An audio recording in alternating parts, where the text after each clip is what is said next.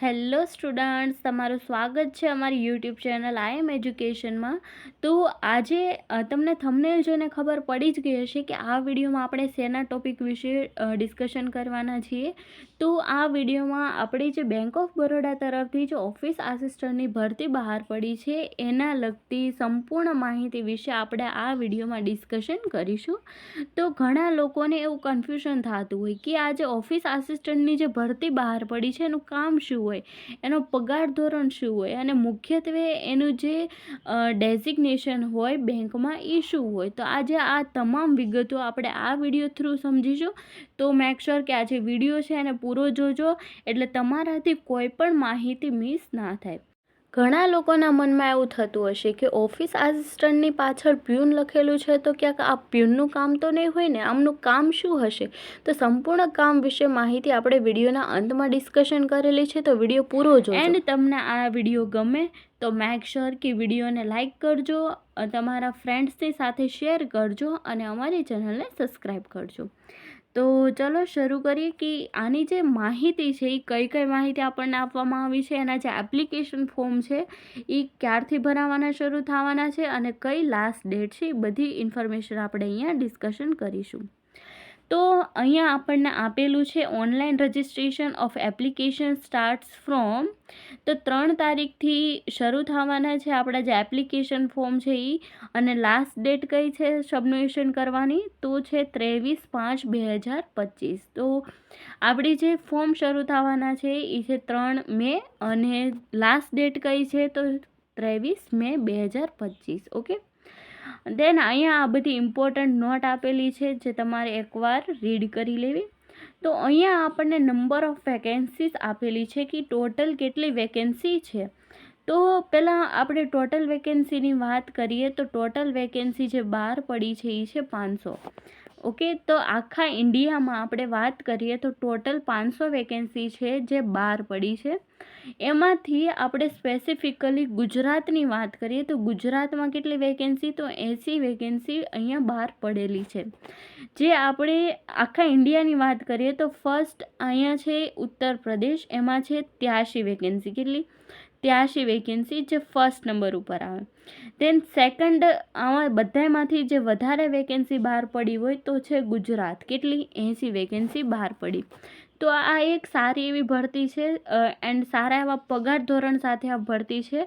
તો તમારે જો આ એક્ઝામમાં તમે એપ્લાય કરવા માગતા હોય તો આ એક સારી ઓપોર્ચ્યુનિટી છે જે તમારે જવા ન દેવી જોઈએ. ઓકે, આ સારી એવી ઓપોર્ચ્યુનિટીને ગ્રેબ કરી લો. તો ટોટલ 500 વેકેન્સી અને એમાંથી ગુજરાતમાં ટોટલ છે 80 વેકેન્સી. ઓકે, પછી આપણે આગળ વાત કરીએ તો એની એલિજિબિલિટી ક્રાઇટેરિયા શું હોય.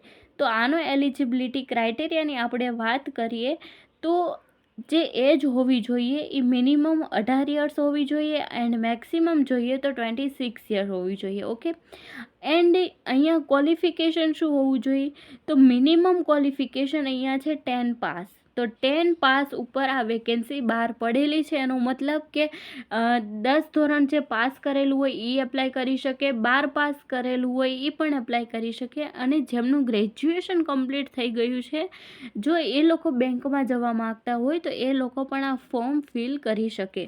ઓકે, તો આ જે થઈ ગઈ આપણી ક્વોલિફિકેશન જે કમસે કમ 10 પાસ હોવું જોઈએ તો આ ફોર્મ ભરી શકાય. તો આ pass the 10th standard. Okay, તો આ થઈ ગઈ એની क्वालिफिकेशन.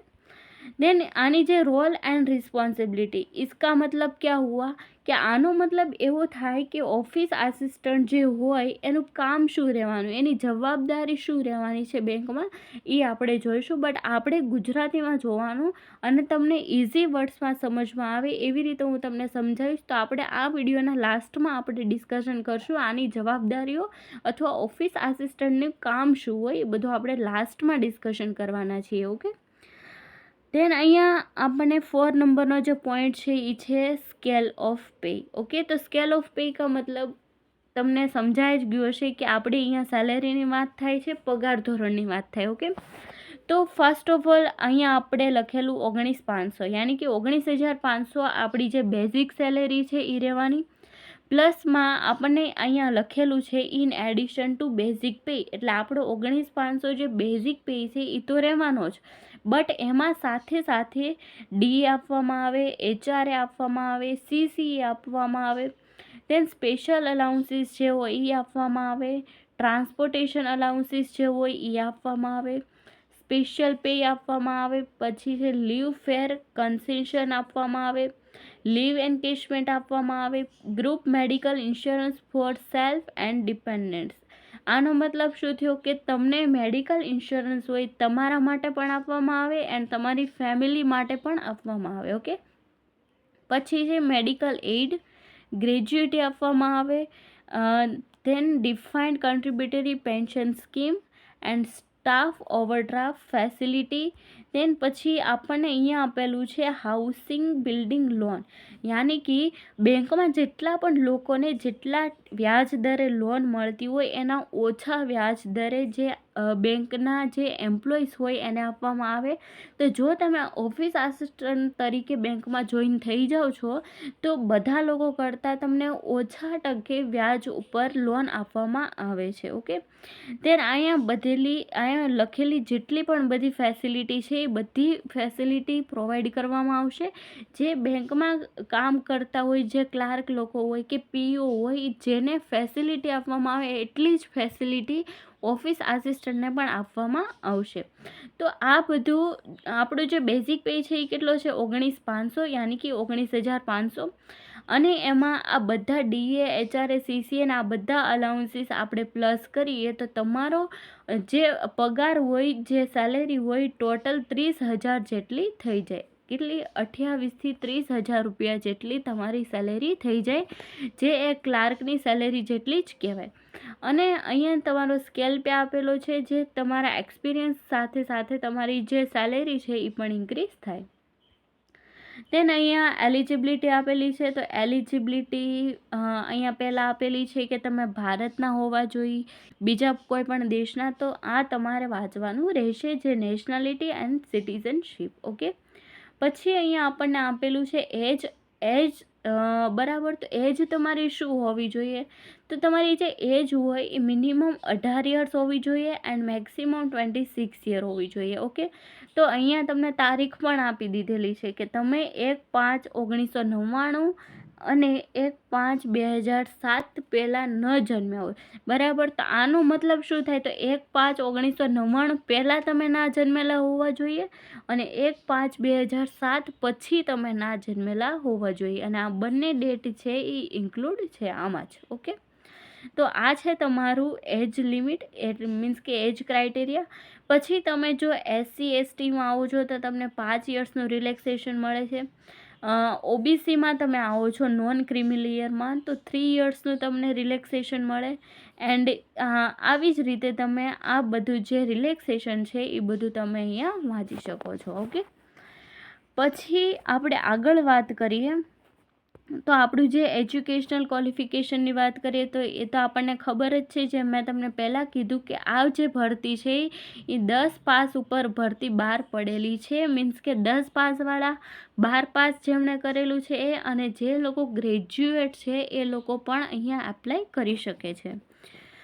પછી આપણે આગળ વાત કરીએ તો અહીંયા આપણને એપ્લિકેશન ફીસ આપેલી છે કે આપણે જ્યારે આ ફોર્મ ભરીએ ત્યારે આપણે કેટલી એપ્લિકેશન ફી ભરવી પડે. ઓકે, તો અગર તમે અહીંયાથી જનરલમાં આવો છો, EWSમાં આવો છો કે OBCના કેન્ડિડેટ છો તો તમારી જે એપ્લિકેશન ફી છે એ રહે 600 રૂપિયા. ઓકે, એન્ડ અગર તમે SC, ST યા ફિર PWBDમાંથી આવો છો તો તમારી જે ફી છે એપ્લિકેશન એ રહેશે 100 રૂપિયા. એન્ડ અહીંયા એક બીજું આપેલું છે, જો તમે વુમન કેન્ડિડેટ્સ હો તો પણ તમારી જે એપ્લિકેશન ફી 100 રૂપિયા જ રહેવાની છે. તો આ ખાસ નોટ કરી લેજો કે તમારી ફી કેટલી છે. ઓકે, પછી આપણે આગળ વાત કરીએ લોકેશન ઓફ પોસ્ટિંગ. તો ઘણા બધા લોકોને એવું મનમાં સવાલ આવતો હોય કે જો હું આ પરીક્ષામાં પાસ થઈ જાઉં તો મારી પોસ્ટિંગ ક્યાંક ગુજરાતની બહાર તો નહીં થાય ને, કે ગુજરાતની બીજી કોઈ સિટીમાં તો નહીં થાય ને. તો લોકેશનમાં તમે ગુજરાતથી એપ્લાય કરેલું હોય એક્ઝામ માટે તો તમારી પોસ્ટિંગ ગુજરાતમાં જ થવાની છે, ગુજરાતની બહાર તમારું પોસ્ટિંગ નહીં થાય. બટ જો તમે ગુજરાતની અંદર અમદાવાદમાં રહેતા હોય કે વડોદરામાં રહેતા હોય તો તમારે એવું ઈચ્છતા હોય કે મારી પોસ્ટિંગ તો અમદાવાદમાં જ થાય, પણ અહીંયા એવું નથી, તમારી પોસ્ટિંગ ગુજરાતના કોઈ પણ સિટીમાં થઈ શકે છે. ઓકે, ગુજરાતની બહાર તમારું પોસ્ટિંગ નહીં થાય, બટ ગુજરાતની અંદર તમારું ગમે તે સિટીમાં તમારું પોસ્ટિંગ થઈ શકે, ચાહે વડોદરા હો, અમદાવાદ થઈ જાય કે સુરત હોય, બરાબર, ગમે તે લોકેશન ઉપર તમારી પોસ્ટિંગ થઈ શકે. પછી અહીંયા આપણને આપેલું છે એનો જે પ્રોબેશન પીરિયડ હોય એ છે 6 મહિનાનો, બરાબર. એ પછી આપણે વાત કરીએ તો આ જે એક્ઝામ રહેવાની એ એક્ઝામ ઓનલાઈન રહેવાની છે. અહીંયા આપણને ચોખ્ખું લખીને કીધેલું છે કે online test follow by local vernacular language test. Okay, તો આપણી જે આ ટેસ્ટ છે એ ઓનલાઈન થવાની છે. એનો સિલેબસ અહીંયા આપણને આપી દીધેલો છે. તો સિલેબસની આપણે વાત કરીએ તો પહેલો જે આપણો સબ્જેક્ટ છે એ છે નોલેજ ઓફ ઇંગ્લિશ લેંગ્વેજ. તો ઇંગ્લિશ લેંગ્વેજની નોલેજ જે હોય, તો આ જે પેપર પેટર્ન હોય એમાં કેવું હોય કે અહીંયા આપણને બહુ બેઝિક આપણને પૂછતા હોય છે. એના જે MCQs હોય, એના જે ક્વેશ્ચન હોય બહુ બેઝિક પૂછતા હોય. તો નોલેજ ઓફ ઇંગ્લિશ લેંગ્વેજમાં આપણને શું પૂછે, તો ઇંગ્લિશનું ગ્રામર થઈ ગયું, પછી એની વોકેબ્લરી થઈ ગઈ, યા ફિર એની જે રીડિંગ કોમ્પ્રિહેશન હોય, જેમ કે આપણને એક પેરેગ્રાફ આપેલો હોય, પેરેગ્રાફ ઉપરથી આપણે સવાલના જવાબ લખવાના હોય, તો એવું આપણને પૂછી શકે, બરાબર. પછી સમાનાર્થી શબ્દો, વિરુદ્ધાર્થી શબ્દો, એવું બધું આપણને અહીંયા MCQ સ્વરૂપે પૂછી શકે. બટ આની જે બાય ડિફોલ્ટ જે ભાષા હશે એ ઇંગ્લિશ જ રહેવાની છે. ઓકે, પછી આપણે બીજો જે સબ્જેક્ટની વાત કરીએ એ છે જનરલ અવેરનેસ. તો જનરલ અવેરનેસને આપણે સાદી ભાષામાં કહીએ તો કરંટ અફેર્સ. તો કરંટ અફેર્સ શું થઈ ગયું, તે રોજબરોજના જે સમાચાર આવતા હોય કે નવું કરંટ અફેર્સ જે હોય એ અહીંયા તમારે વાંચવાનું રહેશે. જે આવડે છે જનરલ અવેરનેસ, એલિમેન્ટરી, એરિથમેટિક અને લાસ્ટમાં આપેલું છે રીઝનિંગ. તો આ ત્રણેય સબ્જેક્ટ જે છે એ ત્રણેય ગુજરાતીમાં આવશે. અને જે પહેલો ઇંગ્લિશ લેંગ્વેજનો છે એ તો તમારે ઇંગ્લિશ લેંગ્વેજમાં જ પૂછાવાનું છે. ઓકે, તો જનરલ અવેરનેસ એટલે તો ખબર પડી ગઈ, કરંટ અફેર્સ. એલિમેન્ટરી એરિથમેટિક મતલબ કે ગણિત. આપણે જે ગણિત ભણ્યા, જે સાદું રૂપ, નફો ખોટ ભણ્યા, કે ચક્રવૃદ્ધિ વ્યાજ, સાદું વ્યાજ, પછી ટકાવારી છે, સમય અંતર છે, આ બધું આમાં પૂછવામાં આવશે. જે સાવ બેસિક ગણિત કહેવાય એ આમાં પૂછવામાં આવે છે. દેન થઈ ગયું રિઝનિંગ. તો રિઝનિંગમાં જે આપણે ક્વેશ્ચન હોય એ બધા ક્વેશ્ચન રિઝનિંગના આમાં પૂછાતા હોય. તો આટલું આપણું જે સિલેબસ છે એ રેડી કરવાનો હોય to pass the exam. Okay, તો આટલો સિલેબસ બહુ બેઝિક સિલેબસ પૂછાતો હોય છે આમાં. અને આના જે MCQs હોય એ પણ બહુ ઇઝી ક્વેશ્ચન પૂછાતા હોય. અને અહીંયા એક પ્લસ પોઈન્ટ આપણી જે વાત છે એ છે 25 ક્વેશ્ચન અને 25 માર્ક્સના પૂછવામાં આવવાના છે. એનો મતલબ એવો કે એક ક્વેશ્ચન 1 માર્ક્સનો, યાની કે ટોટલ આપણને અહીંયા 100 ક્વેશ્ચન પૂછવાના છે અને 100 માર્ક્સમાં પૂછવાના છે. ઓકે, અને જે અહીંયા આપણો જે સબ્જેક્ટ છે એનો ટાઈમ રહેવાનો 20 મિનિટનો. તો પહેલું જે ઇંગ્લિશ લેંગ્વેજનું પેપર છે એનું 20 મિનિટ, સેકન્ડ જનરલ અવેરનેસ એના 20 મિનિટ, ત્રીજું પેપર તો એના 20 મિનિટ, અને ચોથું પેપર તો એનું 20 મિનિટ. એમ કરીને ટોટલ જે છે એ 80 મિનિટનો આપણને ટાઈમ આપેલો છે. તો પહેલાં તમે એવું વિચારતા હશો કે ઇંગ્લિશ લેંગ્વેજમાં જો તમને કદાચ રિઝનિંગ સારું આવડતું હોય તો ઇંગ્લિશ લેંગ્વેજનો જે ટાઈમિંગ આપેલો 20 મિનિટ્સ એમાં તમે રિઝનિંગ લખી નાખશો, પણ એવું નથી. અહીંયા જે ઇંગ્લિશ લેંગ્વેજનો જે ટાઈમિંગ છે એમાં આપણે ઇંગ્લિશ લેંગ્વેજ જ લખવાની, એમાં તમે બીજું કોઈ પણ આ ત્રણમાંથી એક પણ નહીં લખી શકો. ઇંગ્લિશ લેંગ્વેજના ટાઈમમાં તમે સિર્ફ ઇંગ્લિશ લેંગ્વેજનું જ પેપર સોલ્યુશન કરી શકશો. જનરલ અવેરનેસના પેપરમાં તમે જનરલ અવેરનેસ જ સોલ્વ કરી શકશો, રિઝનિંગ નહીં સોલ્વ કરી શકો. ઓકે, તો આ રીતે આપણને 20 મિનિટ્સ આપેલી છે અને 20 મિનિટ્સમાં આપણે 25 ક્વેશ્ચન જે છે એ સોલ્વ કરવાના છે. ઓકે, તો જનરલ અવેરનેસમાં આપણને કરંટ અફેર્સ પૂછી શકે અને સાથે બેંકની જે ઇન્ફોર્મેશન હોય, જેમ કે ATMનું પૂરું નામ, પછી બીજું કાંઈ જે નાના મોટા જે બેંકને લગતા ક્વેશ્ચન હોય બધા આ જનરલ અવેરનેસમાં પૂછી શકે. ઓકે, તો આ થઈ ગયો આપણો સિલેબસ. પછી આપણે વાત કરીએ તો આપણી જે એક્ઝામ છે ગુજરાતમાં, તો ગુજરાતમાં આપણી જે એક્ઝામ છે ઇંગ્લિશ, હિન્દી અને ગુજરાતી, આમ 3 મીડિયમમાં કન્ડક્ટ કરવામાં આવશે. તો અગર તમને ગુજરાતી વધારે ફાવતું હોય તો તમારે ગુજરાતી મીડિયમમાં ફોર્મ કરવું પડે. હિન્દી અથવા ઇંગ્લિશ મીડિયમમાંથી તમે બિલોંગ કરતા હોય, તમને સારી ભાષા ઉપર પકડ હોય તો તમે ઇંગ્લિશ અને હિન્દીમાં ફોર્મ ફિલ કરાવી શકો. બરાબર, તો આ થઈ ગયું. હવે આપણે જે ડિસ્કશન કરવાના છીએ ઓફિસ આસિસ્ટન્ટનું જે કામ બેંકમાં શું એનું કામ હોય એ આપણે ડિસ્કશન કરીશું. કેમ કે મોટા ભાગના લોકો જે સ્ટુડન્ટ્સ હોય એમને આ કન્ફ્યુઝન હશે જ કે આ ઓફિસ આસિસ્ટન્ટનું કામ શું હોય. તો આપણે એ ડિસ્કશન કરીશું કે એમનું કામ શું હોય. તો પહેલાં તો એની જે જવાબદારી હોય એનું કામ જે હોય એ શું હોય, તો પહેલું છે બ્રાન્ચમાં ગ્રાહકોને માર્ગદર્શન આપવું. ગ્રાહકોને માર્ગદર્શન કઈ રીતે આપે, તો ધારો કે તમે જોબ કરતા હોય બેંક ઓફ બરોડામાં, બરાબર. અગર કોઈ ગ્રાહક આવે તો એમ કે મારે કોઈ ચેકબુક ઇસ્યુ કરાવવી છે, તો મારે કયા કાઉન્ટર ઉપર જવું, તો તમારે એને માર્ગદર્શન આપવાનું કે તમે આ કાઉન્ટર ઉપર જાઓ. જો એને કેશ વિથડ્રો કરવું હોય તો તમે આ કાઉન્ટર ઉપર જાઓ, અથવા બીજું કોઈ કામ હોય તો તમે આ કાઉન્ટર ઉપર જાઓ. એ રીતના ગ્રાહકોને માર્ગદર્શન આપવાનું હોય. સેકન્ડ અહીંયા પોઈન્ટ છે અન્ય બ્રાન્ચ કે વિભાગોમાં દસ્તાવેજો, ફાઇલો, ચેક, વાઉચરની ચકાસણી કરી અને તેને પહોંચાડવી. એટલે કે બેંક ઓફ બરોડાની પોતે બ્રાન્ચમાં કે બીજા બ્રાન્ચમાં કોઈ પણ ફાઇલ, દસ્તાવેજ છે કે ચેક, વાઉચર્સ હોય એ બધાની ચકાસણી કરવાની હોય અને એને પહોંચાડવાની હોય. પછી દસ્તાવેજોની ફોટોકોપી, સ્કેનિંગ અને સોર્ટિંગમાં ક્લાર્ક સ્ટાફને સહાય કરવી. તો અહીંયા જે ઓફિસ આસિસ્ટન્ટ છે એનો મતલબ જ એ થાય કે સહાય કરવી. અહીંયા જે ઓફિસ આસિસ્ટન્ટનો મતલબ છે એ શું થાય, તો એનો મતલબ એવો થાય કે સહાય કરવી. તો બેંકમાં જે ક્લાર્ક કામ કરતા હોય એને સહાય કરવાની છે. જે દસ્તાવેજોની ફોટોકોપી હોય, સ્કેનિંગ હોય કે સોર્ટિંગ હોય એમાં આપણે ક્લાર્કને મદદ કરવાની.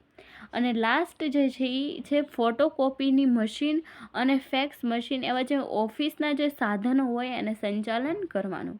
ધારો કે એ મશીન જે હોય બગડી ગયા હોય કે બરાબર રીતે કામ ન કરતા હોય તો એને આપણે બરાબર રીતે એની સાર સંભાળ રાખવાની અને એનું સંચાલન કરવાનું. તો આ છે ઓફિસ આસિસ્ટન્ટની જવાબદારીઓ, એટલે બેંકમાં એમનું કામ શું હોય. તો આ વિડીયોમાં આપણે સંપૂર્ણ માહિતી આપણે મેળવી લીધી છે. ઓફિસ આસિસ્ટન્ટનું કામ શું હોય, એની લાયકાત શું હોય, પગાર ધોરણ શું હોય, A to Z ઇન્ફોર્મેશન આપણે આ વિડીયોમાં ડિસ્કશન કરી છે. તો તમને આ વિડીયો પસંદ આવે તો આ વિડીયોને લાઇક કરજો, શેર કરજો તમારા મિત્રો સાથે, તમારા ફ્રેન્ડ્સ સાથે, અને અમારી ચેનલને સબસ્ક્રાઈબ કરજો. અને જો તમને કોઈ પણ પ્રશ્ન મનમાં હોય, કોઈ પણ કન્ફ્યુઝન થતું હોય તો મને કમેન્ટ્સમાં જણાવજો. હું તમારા ક્વેશ્ચનનો આન્સર જરૂર આપીશ.